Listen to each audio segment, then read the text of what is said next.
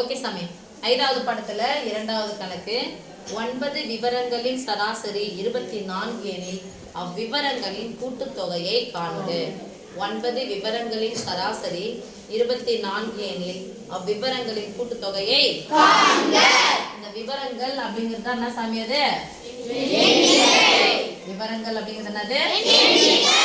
அப்ப எவ்வளவு தந்திருக்காங்க? எண்ணிக்கை ஈக்குவல் டு இன்னொன்னு தந்திருக்காங்க. என்ன தந்திருக்காங்க? சராசரி ஈக்குவல் டு 24. என்ன கேக்குறாங்க நம்மள?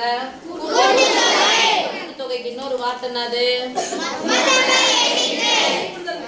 கூடுதல்.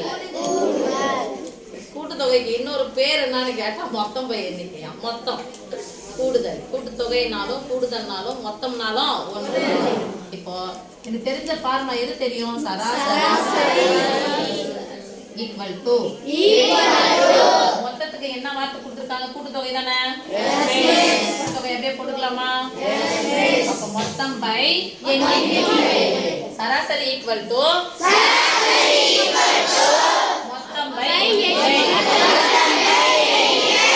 மொத்தத்துக்கு என்ன வார்த்தை கொடுத்திருக்காங்க? கூட்டுத்தொகை பை எண்ணிக்கை. கூட்டுத்தொகை பை நான் விவரங்கள் தான் போடுவாங்க. விவரங்கள் நானும் ஓகே தான். ஓகேமா? இப்போ எண்ணிக்கை பதிலா இன்னொரு வார்த்தை தான் போட்டுக்கலாம். விவரங்கள் போட்டுக்கலாமா? கூட்டுத்தொகை பை விவரங்கள். கூட்டுத்தொகை பை இப்போ கூட்டுத்தொகை எனக்கு தெரியாது. இங்க வச்சுக்கலாமா? எத்தனை விவரங்கள் கொடுத்திருக்காங்க? சராசரி எவ்வளவுன்னு கொடுத்துட்டாங்க. எனக்கு எது மட்டும் தேவை? கூட்டுத்தொகை மட்டும் சமக்குறிக்கு இந்த பக்கம் வச்சுக்கலாமா? தேவையில்லாத என்னது? வகுத்தல். வகுத்தல் வகுத்தல் பை தானே.